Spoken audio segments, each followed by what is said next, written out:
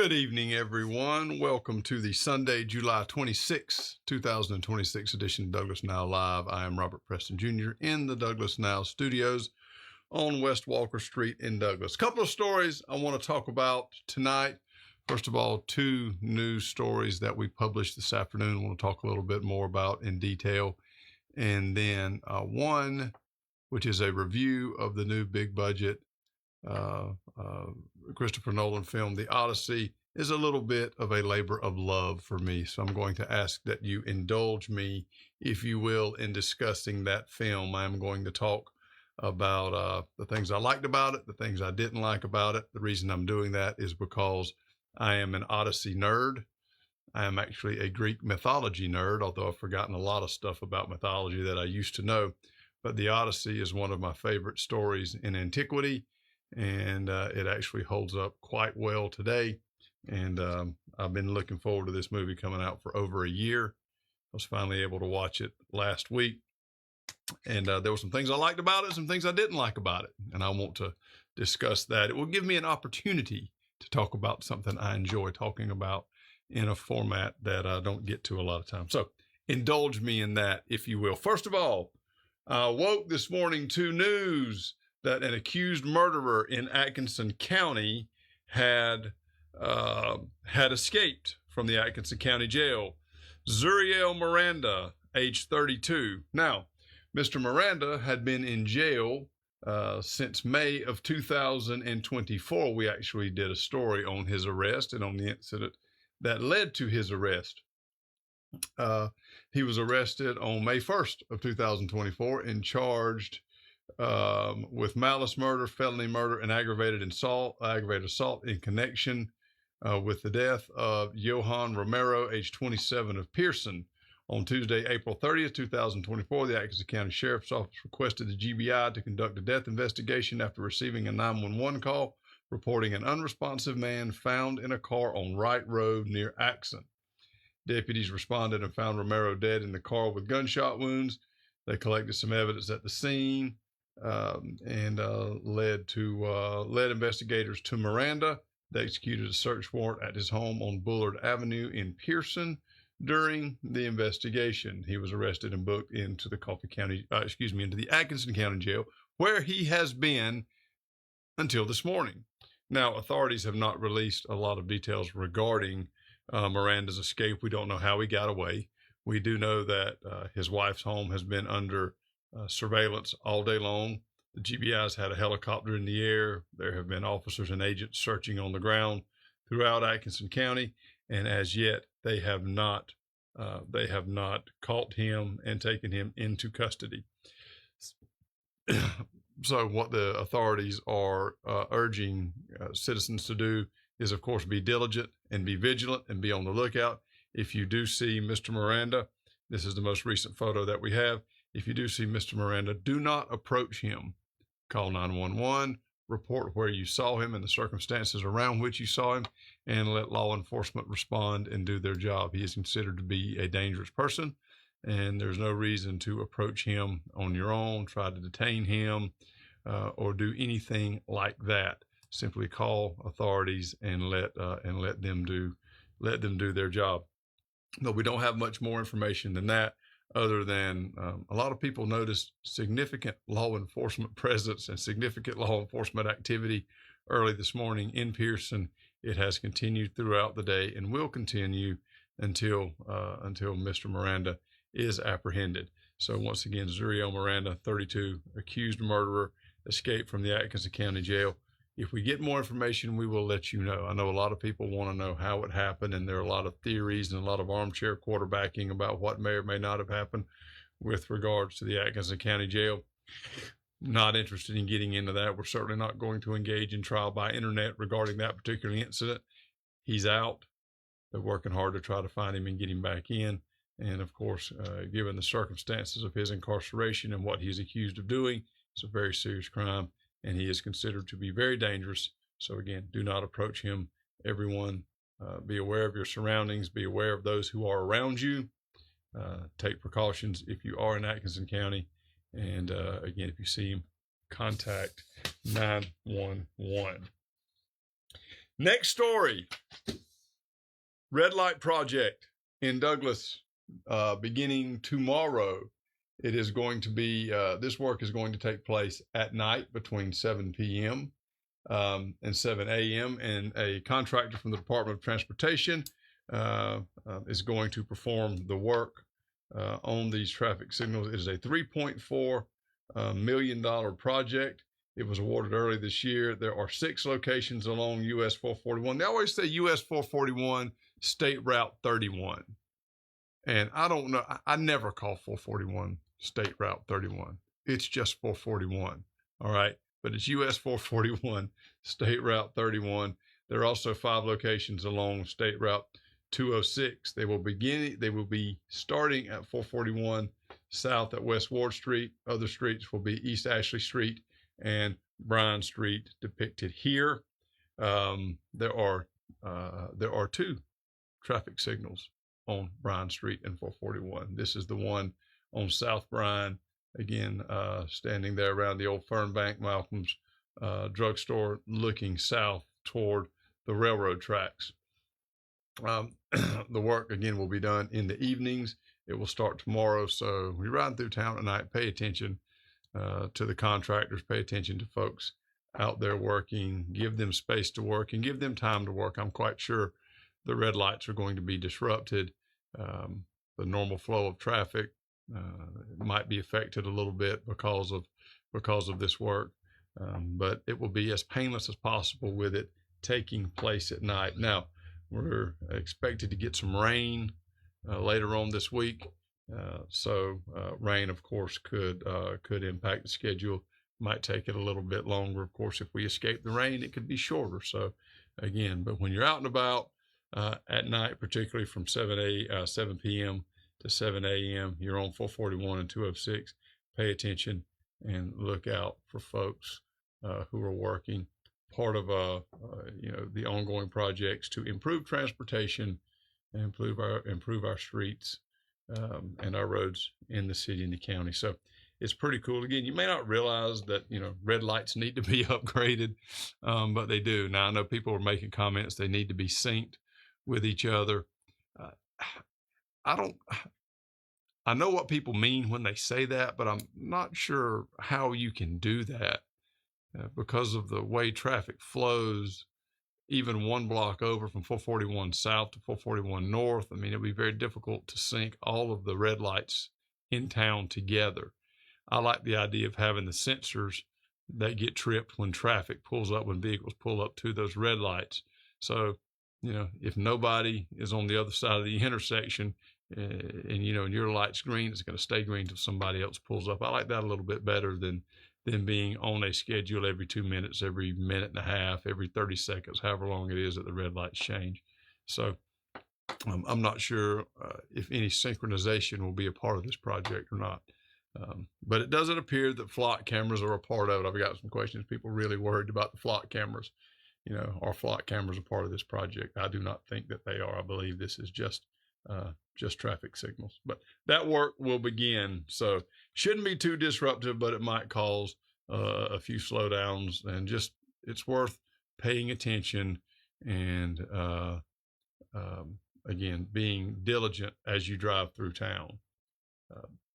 School starts week after next, so I would like to see these projects done before school starts because traffic around the clock is going to go up once the kids get back in school. So we've only really got about a week and a half before kids get back.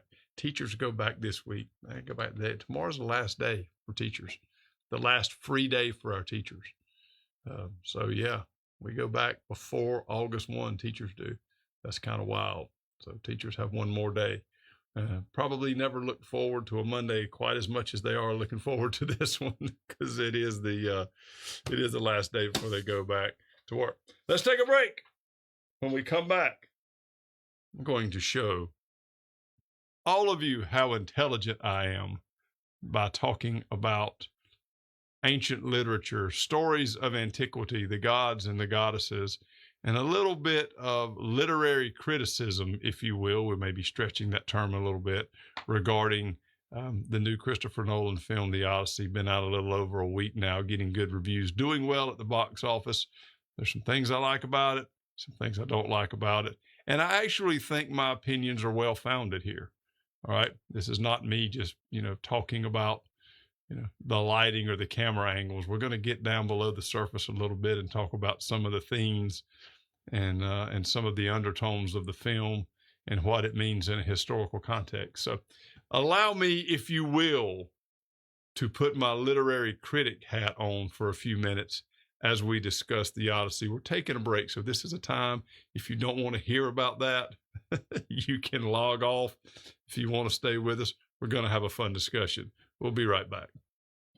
When someone is injured in an accident, they need three things: answers, a plan, and a legal team they can trust.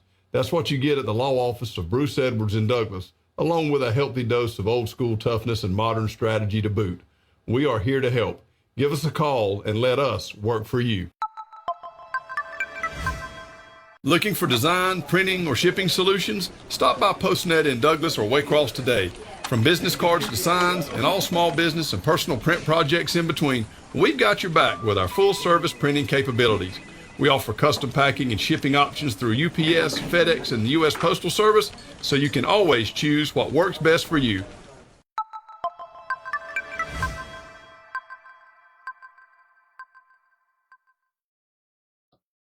Welcome back. Robert Preston Jr. here, going over a few top stories as we end one week, begin the next. And a little bit unusual here. We don't talk a lot about movies and books and things like that, but we are going to discuss over the next few minutes the new Christopher Nolan film, The Odyssey. Now, I love mythology. I love the Greek mythology, the Greek myths, the Roman myths. I love Roman history. I love all of that stuff. It's phenomenal. It's fantastic. I used to be an incredible nerd, and I've forgotten a lot of stuff. All right, about what we learned over the years. But there's some things that have stayed with me, and the Odyssey is in fact one of those. Now, what's interesting is I don't have the same affinity for the Iliad. Maybe a little bit, but not so much the Iliad, more so the Odyssey. Now, let's review for a few minutes. Okay, now we're going back to 10th grade literature here, and quite possibly even, freshman or sophomore literature in college. The story of the Trojan War, the Iliad, the Odyssey, they're two separate books. They were both attributed to the epic poet Homer, the Greek poet Homer. It's a 20-year story.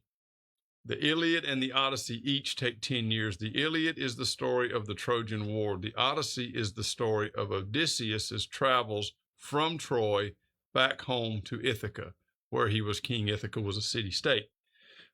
And many of the Greek city-states joined forces to fight the Trojans in the Trojan War.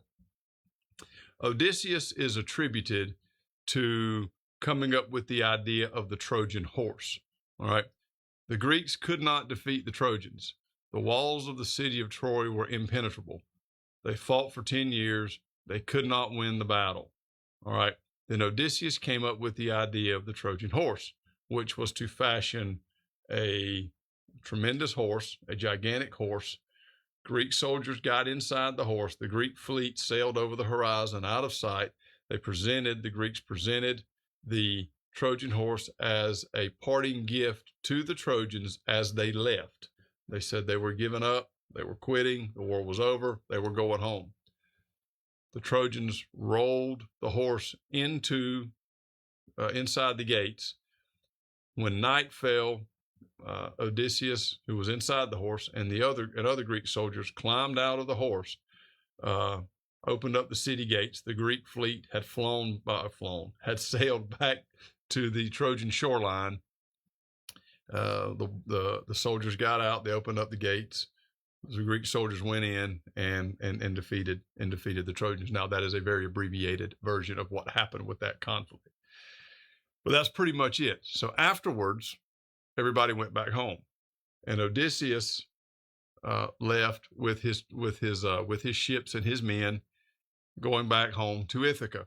However, in the process of going back home, he made Poseidon mad because he injured his son, one of the Cyclops.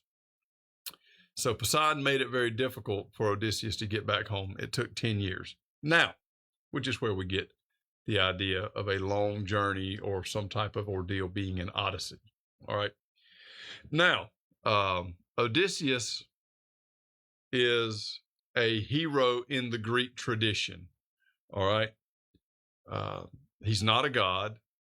He was a king of the city-state of Ithaca, but he was very much a Greek hero. He is presented as a hero in the story, even though he did some very unheroic things. He was also very clever, very conniving, deceitful even, which is where the idea of the Trojan horse comes in. He tricked the Trojans into letting the Greeks inside the city so that they could win the war. Now, there have been a lot of movies made where Odysseus was a chief central character, others where he was sort of an ancillary character, kind of on the outside looking in. There have been some adaptations of the Odyssey that take place in different time periods, but it's actually been very much a fixture in book and film throughout the 20th century and then now into the 21st century. So what did I like about the movie? Overall, I thought it was a good movie. It did not stay 100% true. I don't know if it stayed 75% true to the source material. And this is something that irritates me. When a filmmaker takes a story, whether it's from a book, based on true events, what have you, a lot of times, most of the time, they change, tweak, alter, or otherwise change the story. And I don't understand that. When you're dealing with a story like the Odyssey, the story is fantastic enough. You don't need to change anything. You don't need to add to it. If anything, you need to take away from it. And that's what happened in this film. The movie was almost 3 hours long, which is a little bit long. All right. But you're taking a 10-year journey and trying to condense it into 3 hours. You're going to have to combine some things. You're going to have to omit some things. There's some changes that are going to have to be made. I understand those kinds of changes. But if you fundamentally change the fabric of the story in the sake or for the sake of literary license, I've got a problem with that. And Christopher Nolan did that with a few things. Now, he's not unique in doing that.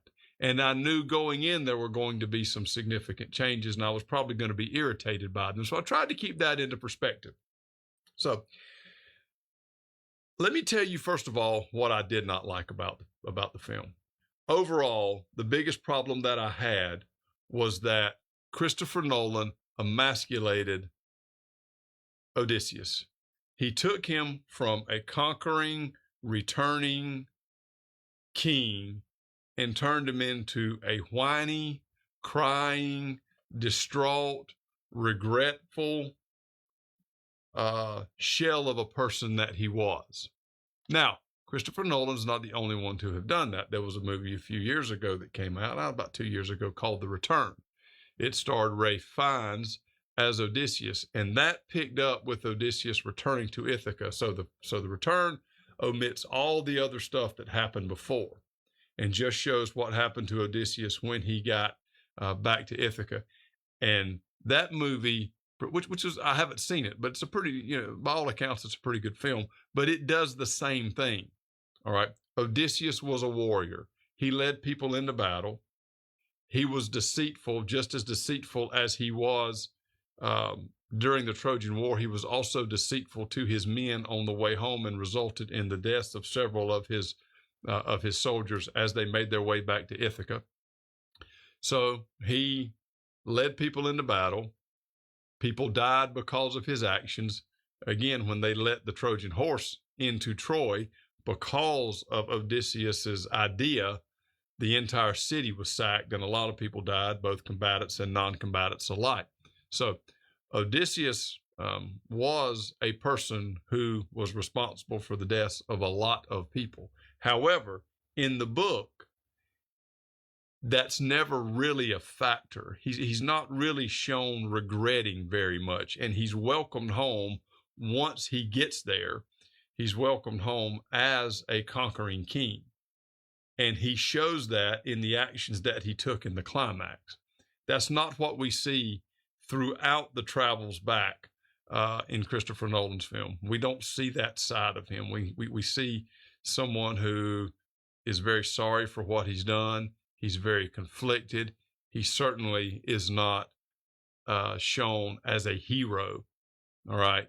He's shown as someone who's trying to put a chapter of his life behind him, pick up where he left off. Someone who does not like the person he is and the person that he's become. And I think that takes away from the impact of the climax of the film. All right.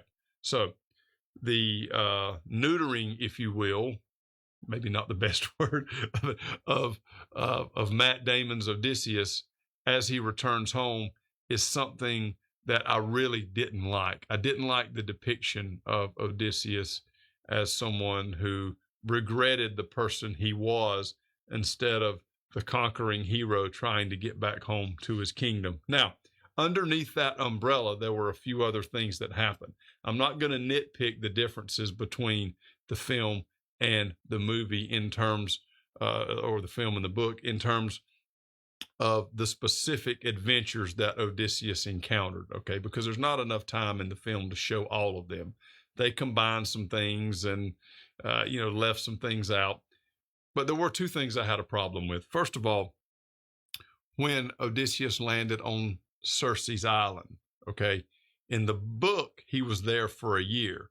He and Circe had a romantic relationship, and it's not in the Odyssey, but it is in other stories of Odysseus's post Trojan War life that he had a child with Circe. All right, and there's some weirdness if you follow Odysseus's path after he gets home to Ithaca. There's some real weird stuff that goes on, but most scholars believe that Odysseus and Circe did have a child together while Odysseus, or as a result of Odysseus being on the island. He was there for a year. In the film, he's only there for a day. On the island, Circe turns his men into swine. Now, if you go see the film, that's a pretty cool scene. The way that she does it, it actually has, and there are several moments throughout the movie that have elements of horror films. Okay, there's some pretty scary scenes along the way, and the way Circe turns his men into pigs is pretty spooky. It's really, really weird. All right. Now, Odysseus shows up after the men are turned into swine. He convinces Circe to turn them back and then let them go. And that happens. But it all happens in the span of about one day. In the book, he was there a year. And again, they had a romantic relationship. And of the 10 years it took for him to get from Troy back to Ithaca, the 1 year with Circe was the most peaceful year. It's a time that Odysseus seemed genuinely happy and that he was enjoying himself. All right. Again, Christopher Nolan completely cut that out. Now, it's on the island of Circe where he learns that he has to go to the underworld. Now, the trip to the underworld is a pretty pivotal point of the book, not so much in the film.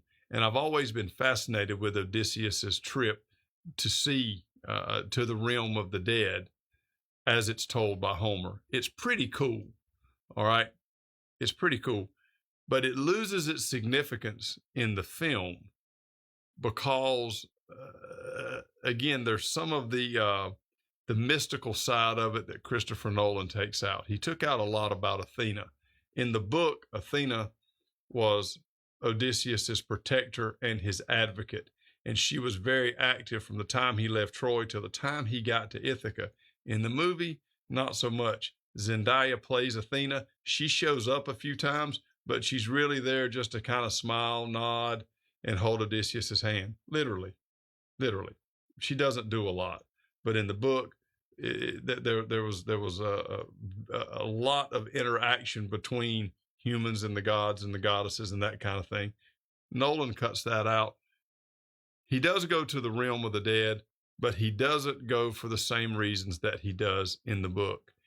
And in the book, you see a parade of heroes come by as Odysseus is down there. He sees Hercules, he sees Achilles, he sees several other Greek heroes. There's a parade of famous women from Greek mythology and Greek history that he talks to. He's there to see the prophet Tiresias, the blind prophet. Tiresias is going to tell him how to get back home, also tells him what's happening at home, and tells him the future. He tells him, you're going to get back home and you're going to have to deal with these suitors, but you're going to win. So Odysseus leaves the realm of the dead in the book, knowing what's happening at home and knowing what he's going to face and how he is going to take care of them when he gets back.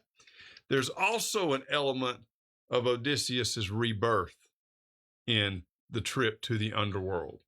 All right. Odysseus has done bad things since he left Ithaca. He had the horrors of war, but then he also had the romantic relationship with Circe and the fact that he left a child on that island. So there is a sense that he had to be forgiven of those sins, if you will, before he could go back home. Now, if you're familiar with the book, you might be saying, but after he left the underworld, didn't he go to Calypso's island and carry on a romantic relationship with her? Yes, he did. All right, he went to Calypso's island after he left the underworld. He also stayed there with her as husband and wife, but he was held there against his will. It's almost as though the narrator doesn't hold that against him like the affair with Circe, because he was a willing participant with Circe, not so much with Calypso. All right.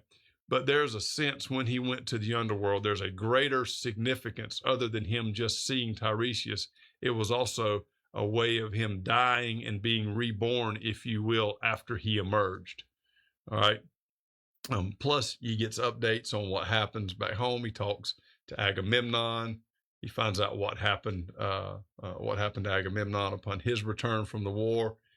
He sees Achilles. Achilles tells him, he's able to give Achilles updates about his funeral. There's all kinds of stuff that goes on in the book that you don't see in the film when he goes to the underworld. And I've always thought that was a pretty pivotal scene, and it lost a lot of the significance in the movie. The other thing, going back to Calypso, in the film, he's not shown as having a relationship with Calypso. She kept him there for 7 years. He only got off the island because Athena went to Zeus and brokered a deal with Zeus to allow Odysseus to leave. And Zeus kind of flexed on Calypso and said, it's time for Odysseus to go back home.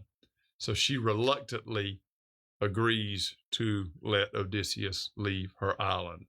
There are also stories that they may have had children as well, but that's not really, the evidence for that isn't as strong as it is with the relationship he had with Circe. But Christopher Nolan leaves all that out. And while you can tell he's on the island with Calypso longer than he was with Circe, there's no indication that he was there for 7 years. So you got to take this into account. It took him 10 years to get back home. 8 years was spent in 2 different locations. 1 a year with Circe, 7 with Calypso. The other 2 years were wandering around. All right. And again, there's a lot that happened under the umbrella of those wanderings. But those were the biggest problems that I had. Now, he gets to Ithaca, and there's the archery contest, which to me is the most incredible story in antiquity. The return of Odysseus, how he defeats the suitors, what happens after that. It's phenomenal. It really is my favorite story. In the book, Athena takes a very active role in Odysseus's return to his palace once he reaches the shores of Ithaca.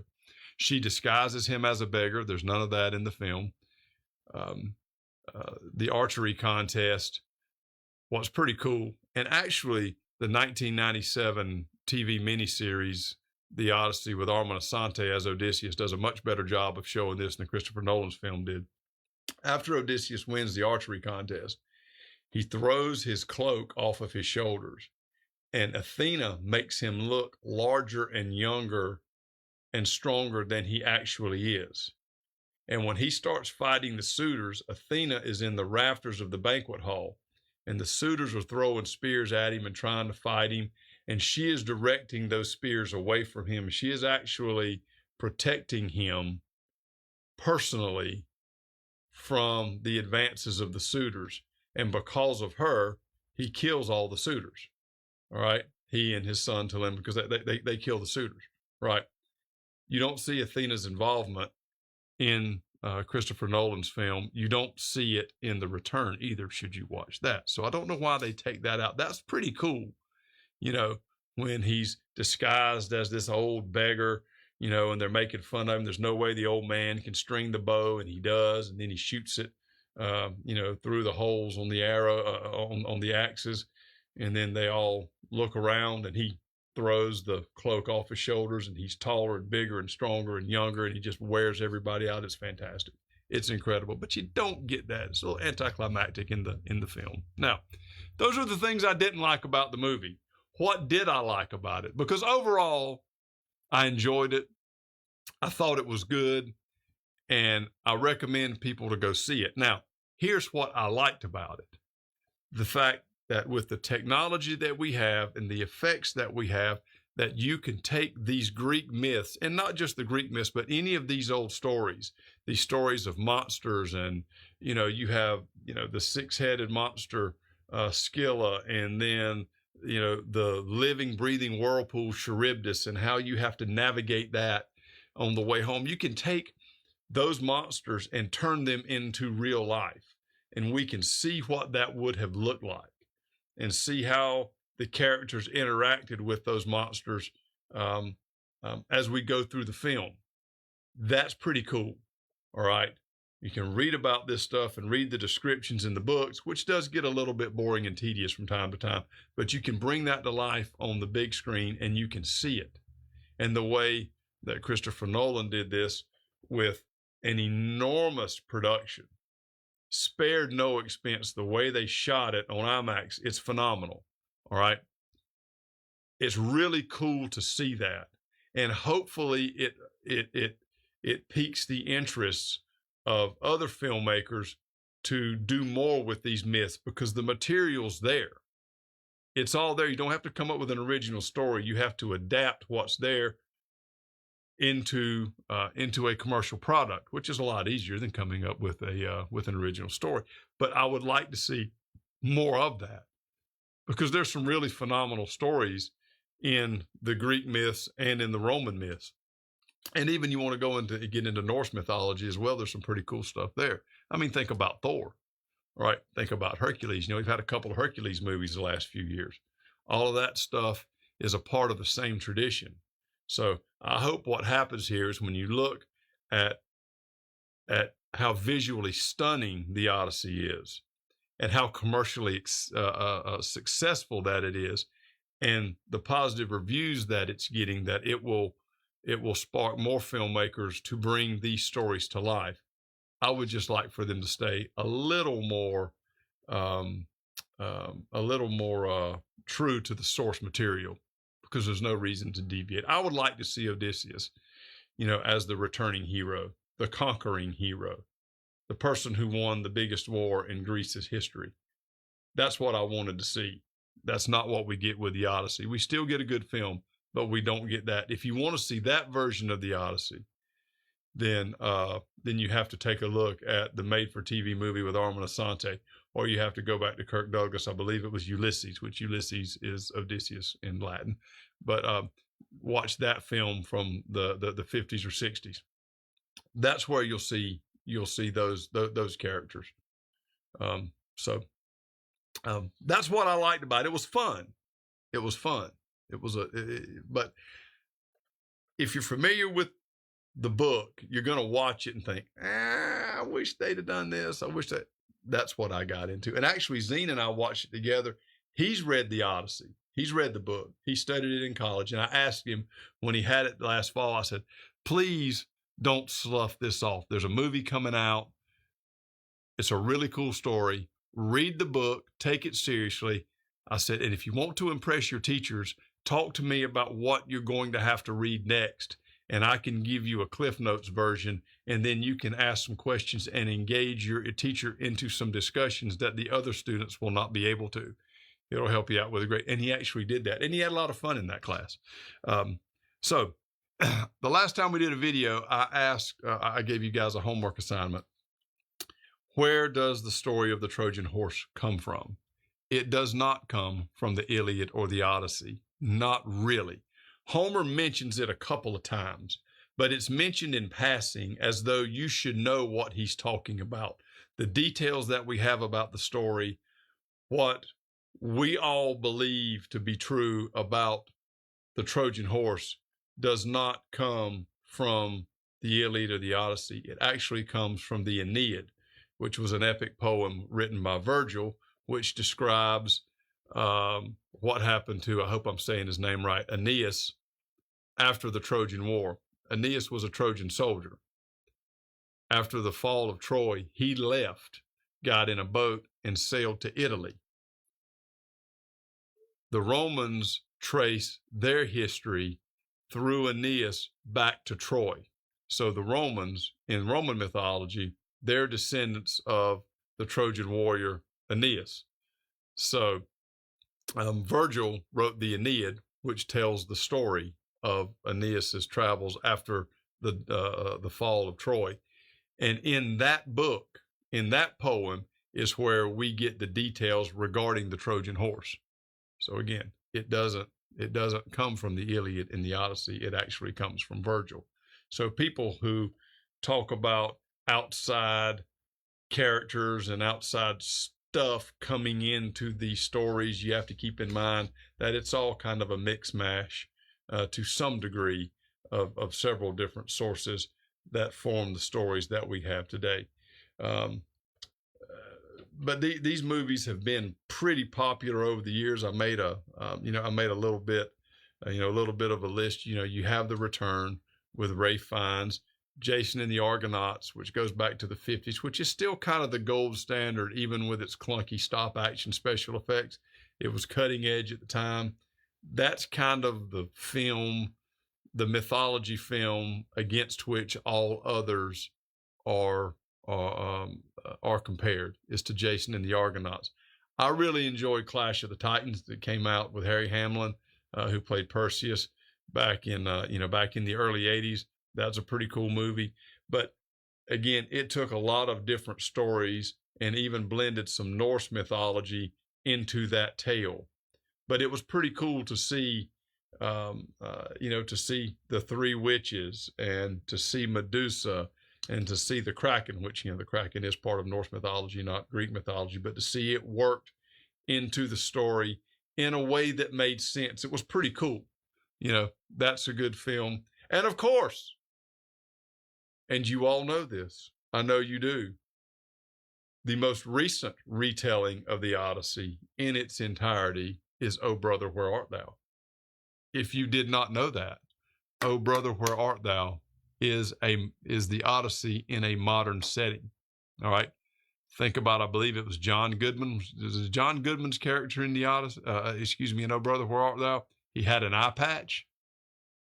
He wore an eye patch. Cyclops. He was the Cyclops.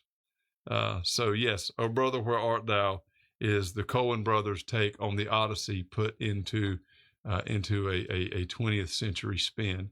So these movies do very well, but I would just like to see them, particularly when one is supposed to be ripped directly from the pages of Homer, that it would be kept a little more true to the source material. But it was a fun movie. It really was. It was a good movie. It reactivated a part of my nerd brain that has been dormant for quite a while. It was a lot of fun to watch. I just wish we had Odysseus as a conquering hero, as the proud warrior that he was, that he's depicted in the book. not someone who was very remorseful and to a point of being whiny about what he had done and you know what he had experienced. That doesn't play very well, particularly not for the ending. So that was a part I wish had changed. Let's take a look at our tower cam. But first, we will take a break, give you a little bit of a moment to recover and process our discussion of epic poetry and expansive filmmaking. We'll be back in just a second. A car accident can have serious consequences far beyond the initial crash. Your life and the lives of your loved ones can be turned upside down. Missed work, lost wages, totaled vehicles, and insurance companies that don't want to help. You need a law firm that will fight for you. You've come to the right place. Looking for design, printing, or shipping solutions? Stop by PostNet in Douglas or Waycross today. From business cards to signs and all small business and personal print projects in between, we've got your back with our full-service printing capabilities. We offer custom packing and shipping options through UPS, FedEx, and the U.S. Postal Service, so you can always choose what works best for you.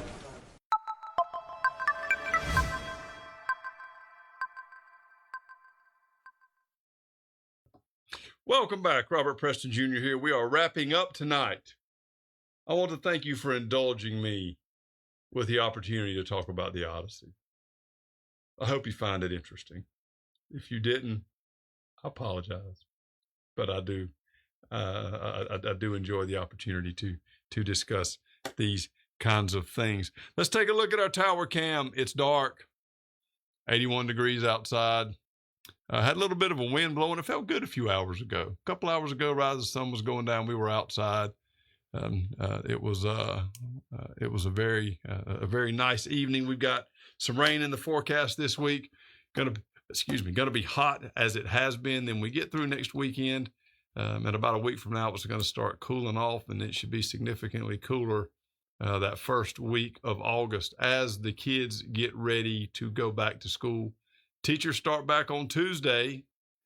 Have this week of pre-planning. Then we have open house a week from tomorrow, and then it's time for the kids to go back to school. So, yeah, if you're sitting there thinking it seems like summer just started, it did. Summer did just start.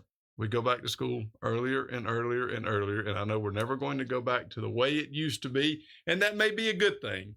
But it just, I say this every year, and I'll probably say it again, is that I just wish that we could start school after Labor Day.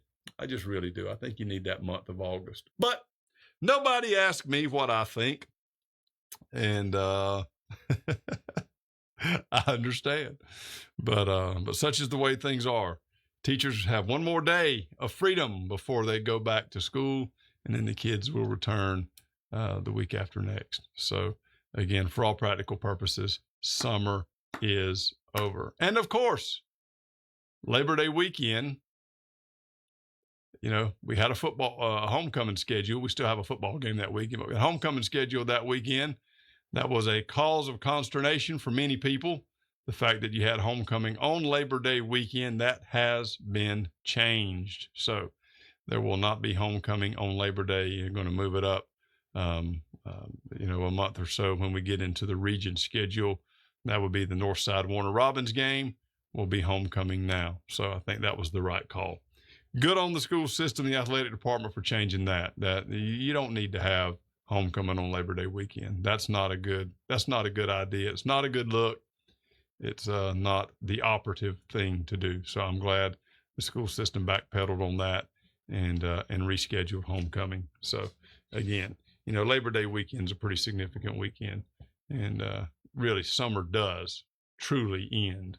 Even though on the calendar it's another couple weeks, but for all practical purposes, summer really does sort of die on the vine after Labor Day. And, that's too early to have a homecoming. You don't need it then. So good job on the school system for taking care of that. Well, thank everybody for watching tonight. Went a little bit longer than I wanted to. Maybe spent a little too much time on the Odyssey, but I've been doing these videos for 8 years now, believe it or not. Started doing these videos in 2018. So, it looks like we're going to have a discussion of literature about once every 8 years. So you will have to listen to this unless another movie comes out for another few more years. But thank you for letting me put on my literary critic's hat for just a few minutes. I appreciate that. Y'all have a good night. We'll see you next time.